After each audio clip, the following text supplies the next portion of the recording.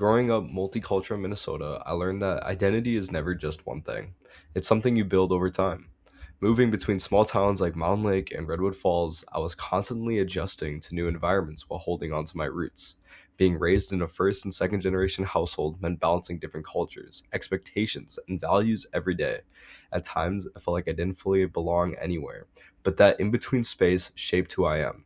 This podcast explores what it means to grow up between cultures in a place where you don't always see yourself reflected and how those experiences stay with you.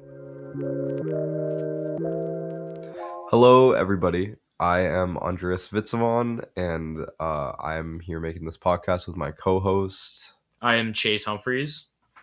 And the overarching idea of this podcast and the main topic I wish to talk about is growing up multicultural in Minnesota. Our first question today is, how do you define your cultural identity while living in Minnesota?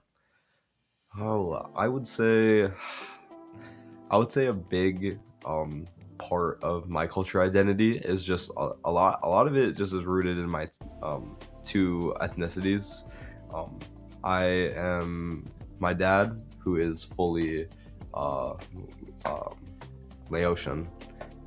His parents grew up in Laos, and it's a really crazy story because they actually lived during the Vietnam War, and my grandfather actually fought in it, and he told me some stories, and a lot of them were really gruesome. I won't get into the details, and then my mom, who grew up in Reynosa, Mexico, who moved to America when she was around in middle school.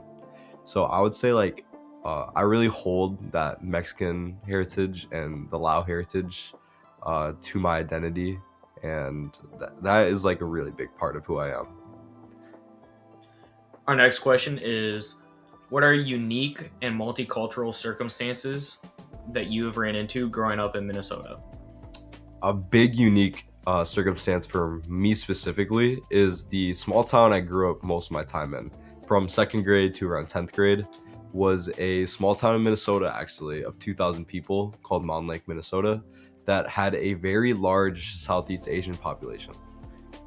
There's actually a really unique history in that. Apparently, some churches in the area sponsored a lot of immigration efforts from the Vietnam War to get a good amount of Southeast Asian people there. I had a lot of friends who were Cambodian, Vietnamese, Lao, and it was a really unique brewing place that made me feel very safeguarded in that culture, but it did lack a lot of other cultures. I will say I didn't have really any connections to like the Mexican side of my heritage in that area. I had a very prevalent family that we would visit about an hour away, but not from specifically where I grew up. A big marker in how unique the place was we actually had a full-on Asian supermarket, or not supermarket, but a Asian market with a restaurant, like all in one, and it was really nice. Like, I could bike there, order some authentic food, or grab some authentic snacks and everything, and head home. So yeah. I think that leads into the next one here is, how do different parts of your identity, whether that's race, ethnicity, language, or religion, show up into your daily life currently? Ooh, okay. I would say just like, for sure, just like when it comes to my race and ethnicity, a lot of times it can be like a founding blocks for like a lot of like relationships I have with like friends. Sometimes I just like click with some people, because especially I'm in Cato. When it comes to like just a Latino like representation, there's not a lot on campus, especially compared to sorry about the sirens in the background here, but especially compared to like other ethnicity groups on campus. I will say I've noticed like there being a lot more Asian student represented clubs versus Latino ones, just from experience. Like, I participated in Latino Night this year, and there wasn't like that many students. Like I was actually really shocked. Versus I've also gone to a lot of like Asian. The Asia Club has a really big Lotus Night here on campus, and that gets a ton of traction. Like there are so many student vendors, but it's honestly kind of the opposite at the other nights. So just like I kind of see all that stuff kind of pop up. Language wise, I actually only know English, which kind of sucks because like Lao for example is a very like weird language to understand because even my dad, like he only knows how to speak. He doesn't know how to read or write. No idea, but he's fluent. Like That's crazy. He could have full on conversations. And that's like a weird barrier because it's like it's such an American Western idea to know how to read and write, and a lot of times in like sometimes a rural Southeast Asian culture, it's like you probably won't know how to read and write, but definitely speak though. Yeah. And then religion wise, it showed up a little bit. I mean, my mom went to like some Catholic church sometimes growing up just because they went when she was in Reynosa too, and my dad went to like some Buddhist temples, but they weren't prevalent. Like I would not say those probably weren't even top 10 for shaping my identity. So yeah, it's just something you grew into your own for religion wise. That's nice. Another one here is, what are different worldviews that you have compared to other people around here? I would say a big one is how I feel like I have a lot of experience with dealing with like multiple cultures, and like whether it's like friend groups, like actually living and experiencing it, and just knowing how to like really appreciate them, because sometimes I feel like people might like glance over a lot of culture. I would say a big hot topic right now too, recently at Coachella, I don't know if you heard about the Sabrina Carpenter. Oh yeah. Yep. And just stuff like that, how I really like how our intercultural communication textbook laid it out. And it's just like how racism kind of like slips through the cracks. It's rooted in like societal and cultural like norms and not out and about, because something like Sabrina Carpenter kind of mocking this person's celebration does say a lot with how like approaching different cultures that they aren't familiar with. And I feel like I really respect those things. Even if I don't understand, I will definitely respect them and for sure not make fun of them. Yeah, I would agree with you. It was definitely an interesting scenario with Sabrina Carpenter doing that. It wasn't good. I mean, nothing you could have said there would have been great unless you were just going along with the show, but definitely was something that didn't reflect well upon her character.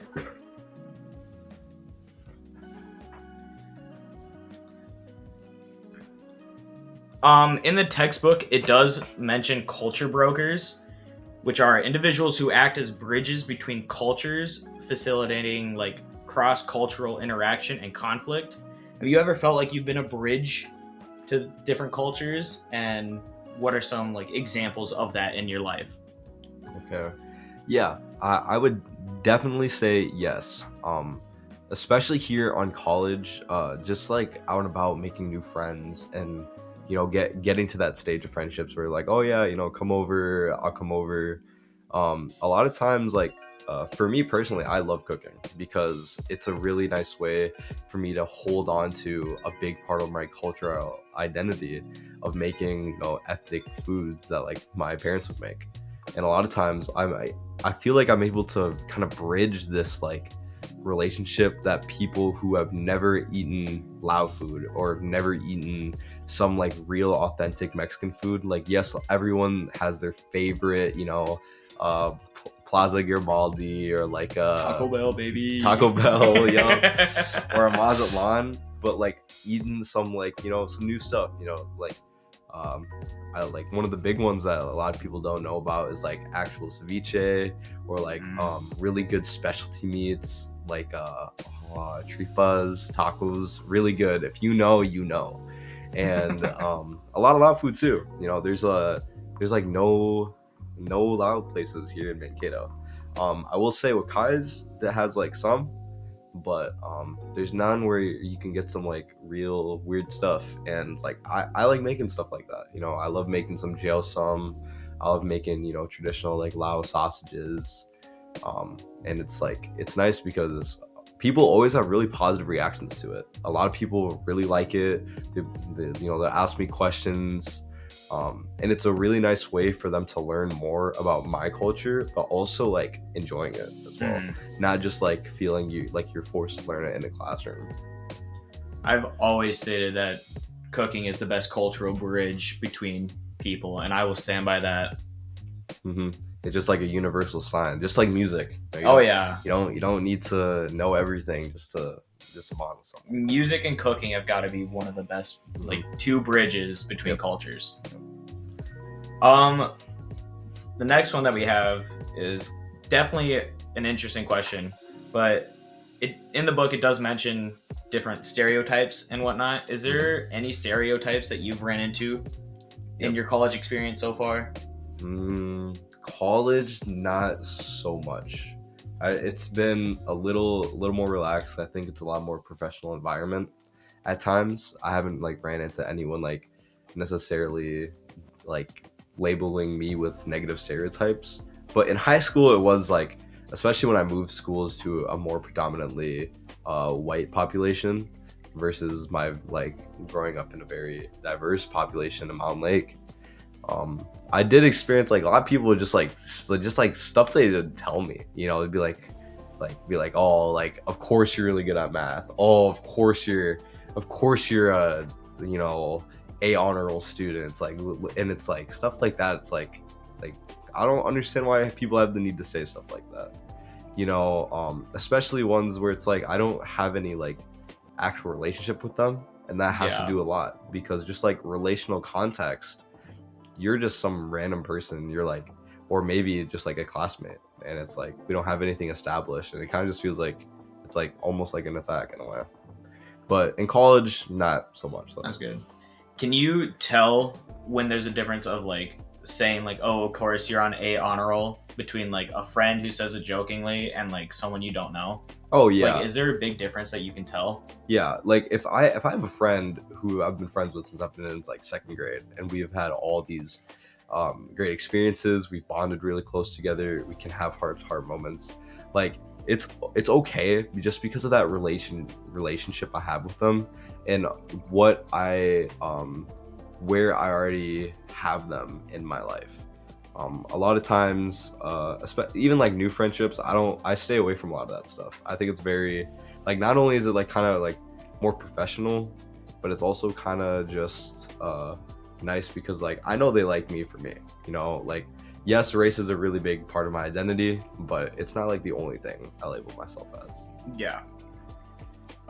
This last question that we have is definitely an interesting one, but I always like hearing about it. What's like culture shock in comparing families, like let's say mine, who's very Midwestern, rural, like white family compared to something like yours?